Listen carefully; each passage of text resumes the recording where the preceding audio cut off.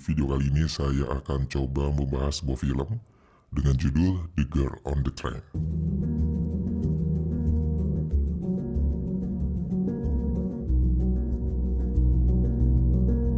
Seseorang yang kecanduan alkohol biasanya sering melakukan tindakan-tindakan destruktif yang merugikan diri sendiri maupun orang lain.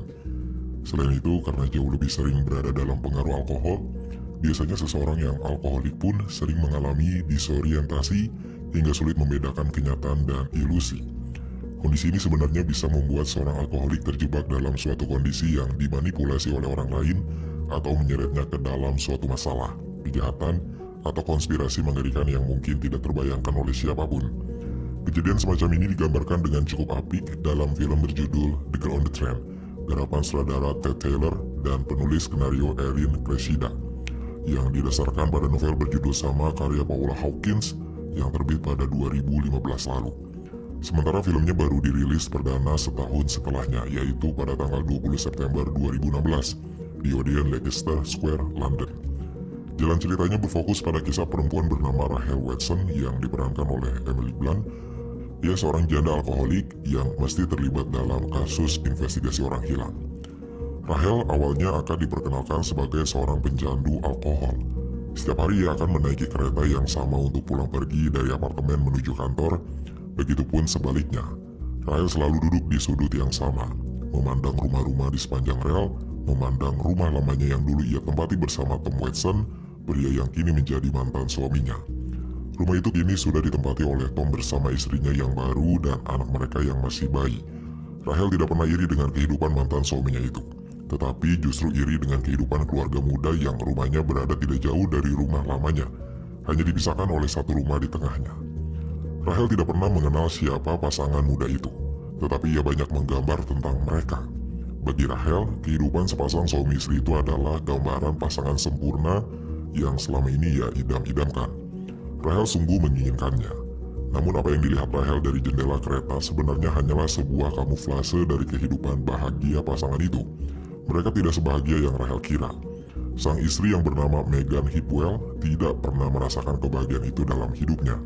Apalagi semenjak memutuskan pindah bersama pasangannya untuk tinggal di tempat yang membosankan baginya. Megan menyebutnya sebagai tempat pabrik bayi.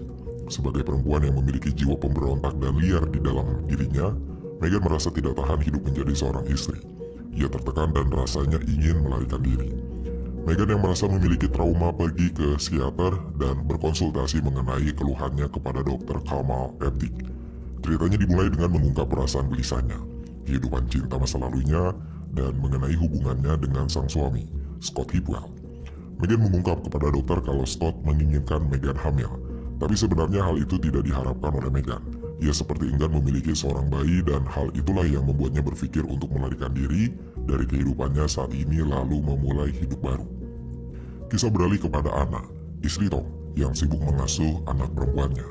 Megan membantunya merawat anak itu, barangkali ini atas keinginan Scott yang mau membuat istrinya terbiasa dengan kehadiran bayi dan mampu merawatnya. Megan cukup banyak menghabiskan waktu di kediaman Tom dan Anna. Tapi dengan jujur, Megan mengakui kalau pekerjaan itu sama sekali tidak membuatnya senang. Ia memutuskan keluar setelah mendapat pekerjaan lain di galeri, pekerjaan yang sama sekali tidak berkaitan dengan hal-hal berbau domestik. Megan merasa kalau kegiatan domestik itu tidak ada harganya, seperti kegiatan relawan yang dilakukan secara sukarela. Megan tidak suka mengurus anak, mengurus rumah, dan kegiatan domestik pada umumnya. Tampaknya pemikiran Megan dan Anna memang sangat berbeda, berbanding terbalik. Ketika Megan merasa kalau setiap perempuan harus berkarir untuk diri mereka sendiri dan memiliki uang sendiri lalu meninggalkan anak-anak di rumah, Anna tidak berpikir demikian. Baginya tak ada pekerjaan yang lebih penting selain membesarkan dan mendidik anaknya sendiri di rumah. Ketika Tom pulang, ia tampak kaget mendapat kabar bahwa Megan berhenti. Tetapi lelaki itu mencoba menutupinya dengan kembali memasang raut wajah yang normal. Anna dan Tom memang terlihat memiliki pernikahan yang bahagia. Sementara Rachel bisa dikatakan kalau kehidupannya cukup hancur setelah bercerai dengan Tom. Perceraian yang sebenarnya terjadi karena Tom berselingkuh dengan Anna, yang saat itu menjadi agen real estate mereka. Namun di samping itu, Tom juga mengatakan kalau ia tidak tahan dengan sikap buruk Rachel yang sangat merusak dan menyakiti orang lain selama ia dalam pengaruh alkohol. Rachel, alih-alih menyalahkan perselingkuhan Tom dan Anna, justru merasa kalau perceraian itu adalah salah dirinya yang sering mabuk dan ditambah fakta kalau Rahel tidak bisa memberikan keturunan kepada Tom sebab dirinya mandul. Setelah perceraian yang menyakitkan dan sulit diterima itu, Rahel pindah ke sebuah apartemen dan tinggal bersama temannya yang bernama Kathy, perempuan yang dengan sabar mengurusi Rahel saat mabuk dan meracau. Barangkali hanya Kathy yang bisa menenangkan Rahel dan berani membuang minuman beralkoholnya agar temannya tidak terlalu mabuk. Sampai suatu ketika Rahel melihat perselingkuhan antara Megan dan dokter psikiatrinya, Kamal. Hal itu memicu kemarahannya meluap dan hatinya terasa remuk lagi mengingat perselingkuhan yang Tom lakukan dengan Anna. Rahel mabuk berat karena itu. Ia meracau di bar dan di toilet umum, menyayangkan keputusan perselingkuhan yang Megan lakukan, walaupun sebenarnya Rahel sama sekali tidak mengenal Megan. Rahel merasa benci dengan semua pelaku perselingkuhan. Rahel kehilangan kendali dirinya. Pengaruh alkohol benar-benar membuatnya kacau. Ia turun di stasiun yang bukan tujuannya, berjalan entah menuju kemana ketika seorang lelaki mengikutinya. Saat itu Rahel ingin memberi pelajaran kepada Megan karena perselingkuhannya dengan Kamal, namun yang terjadi adalah Rahel kehilangan kesadaran sebelum ia sempat melakukannya. Rahel terbangun di kamar apartemennya dengan bingung. Di bahunya ada bercak darah yang juga menempel di tas serta ponselnya. Rahel mendengarkan pesan suara yang dikirim oleh Tom. Ia meminta Rahel untuk berhenti mengganggu keluarganya. Tapi masalahnya Rahel semakin bingung. Ia tidak mengingat apapun yang terjadi malam itu. Rahel sendiri panik dengan darah yang terlihat berlumuran di wajah, tangan, dan bajunya. Potongan-potongan ingatan terlintas di kepalanya, sayangnya Rahel tidak tahu mana yang benar. Rahel tidak tahu mana yang ilusi dan kenyataan. Malam itu ia memang benar-benar dalam pengaruh berat alkohol. Pagi itu Rahel merasa bahwa ia harus mengubah pola hidupnya dan menghentikan kebiasaan buruknya sebagai alkoholik. Niatnya ini cukup serius sehingga membawa Rahel bergabung dalam kelompok sporting khusus orang-orang yang ingin sembuh dari kecanduan alkoholnya. Pikiran Rahel semakin kacau seiring waktu. Ia mengingat masa lalunya saat masih bersama Tom, di mana ia mengacaukan pesta kantor Tom dan berpikir bahwa hal itu membuat Tom dipecat, serta banyak kesalahan lain yang diperbuatnya. Setidaknya itulah yang Rahel ingat dalam benaknya.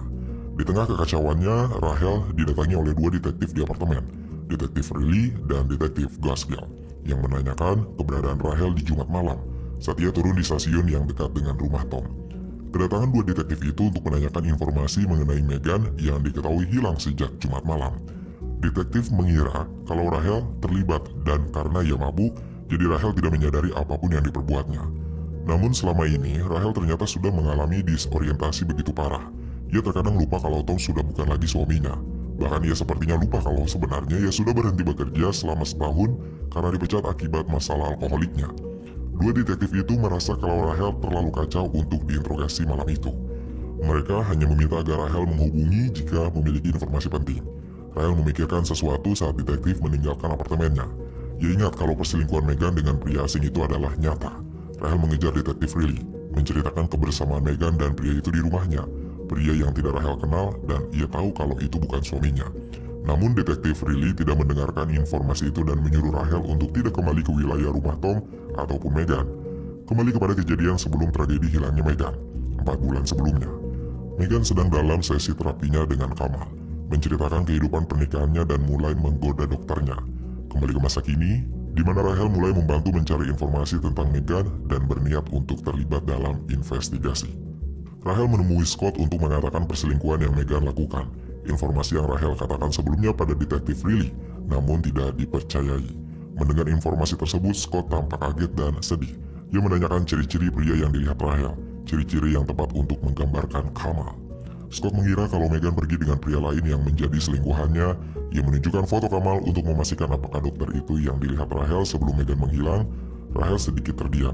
Ia mencoba mengingat dan yakin kalau Kamal adalah pria yang sama dengan pria yang dilihatnya di balkon. 2 bulan lalu, Megan sudah memulai perselingkuhannya dengan Kamal. Berdasarkan informasi dari Rahel, akhirnya Kamal diperiksa oleh polisi. Kini Rahel berniat untuk menemukan Megan dan memastikan perempuan itu selamat. Tapi yang terjadi di luar dugaan karena Kamal justru menuduh Scott sebagai pelakunya, mengingat Megan selama ini selalu menceritakan bahwa Scott sering bertindak kasar padanya. Scott merasa dijebak oleh Rahel setelah itu. Namun Rahel berani bersumpah kalau yang dilihatnya memang Kamal. Ketika ia melihat Tom dan Anna di halaman rumahnya, Rahel merasa ingat kalau Anna memukulnya di Jumat malam lalu masuk ke mobilnya. Tapi ingatan itu hanya sepotong dan samar. Rahel kemudian berniat menemui Kamal dengan menyamar sebagai pasien yang ingin memulihkan ingatannya akibat menjadi alkoholik. Keadaan menjadi semakin buruk setelah itu ketika Anna yang curiga kalau Tom dan Rahel menjalin hubungan lagi, mulai mencari akses untuk membongkar rahasia Tom. Di saat yang bersamaan, Scott dan Rachel mengetahui kalau Meghan hilang dalam kondisi hamil.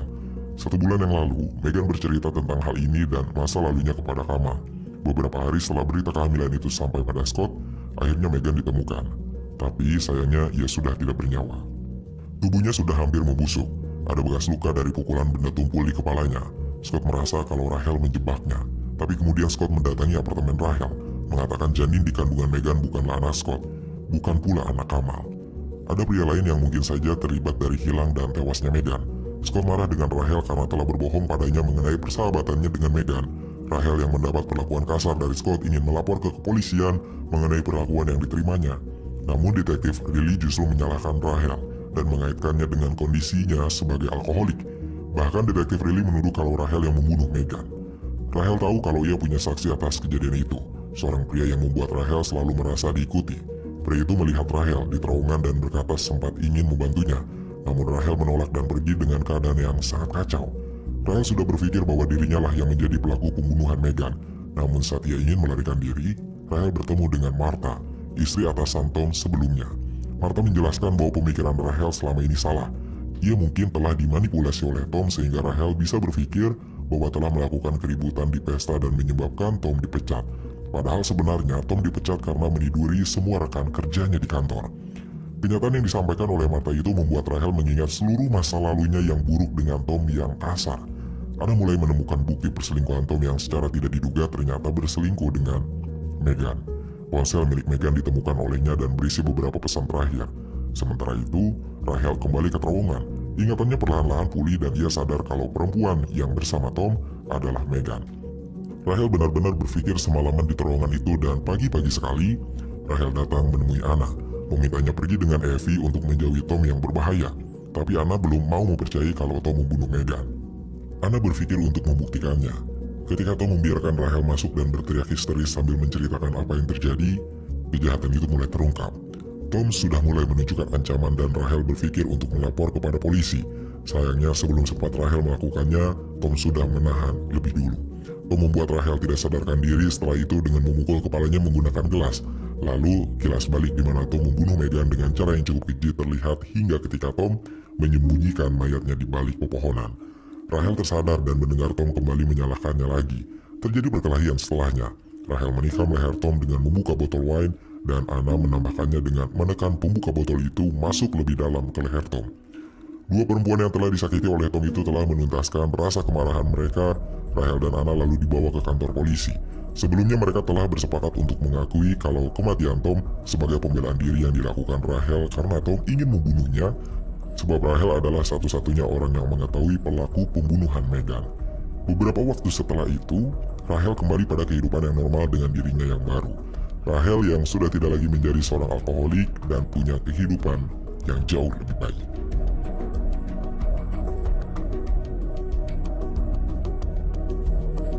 The Girl on the Train adalah sebuah penggambaran menarik untuk hubungan-hubungan toksik yang dialami karakter-karakter perempuan di dalamnya. Rachel yang tidak sadar kalau ia terjebak dalam pikiran hasil manipulasi suaminya sehingga membuatnya berpikir kalau dirinya adalah sosok yang buruk dan mengerikan. Anna dengan kehidupannya sebagai istri setelah berhasil merebut Tom dari Rachel, tetapi kemudian merasa terancam dengan perselingkuhan yang mungkin akan dilakukan suaminya lagi. Serta ada Meghan, perempuan dengan suami yang posesif dan agak kasar. Ya, mereka bertiga terjebak dalam siklus hubungan yang tidak sehat dan sepertinya kecanduan untuk menyakiti diri mereka sendiri. Lalu kita akan melihat karakter Tom sebagai karakter lelaki paling bajingan sedunia yang menghancurkan hidup 3 perempuan sekaligus. Tom dengan sisi manipulatifnya sehingga membuatnya selalu melimpahkan kesalahan yang ia lakukan pada orang lain. Hebatnya lagi, Tom bisa membuat orang itu benar-benar merasa bersalah untuk sesuatu yang sebenarnya tidak dilakukan. Dalam realita kita pasti pernah menemukan ada seseorang yang terjebak dalam hubungan toksik semacam ini. Entah teman, keluarga, atau bahkan diri sendiri. Seringkali dalam hubungan toksik, justru kita yang akan diminta untuk meminta maaf, merasa bersalah dan berjanji untuk tidak melakukan kesalahan yang sama, meskipun sebenarnya kita tidak melakukan kesalahan apa-apa. Saya merasa sebenarnya film ini begitu over dramatik, baik dari segi dialog ataupun jalan ceritanya. Namun saya cukup menyukai ide pokok yang dibawakan dalam The Girl on the Train, walaupun tidak begitu sempurna penyampaian.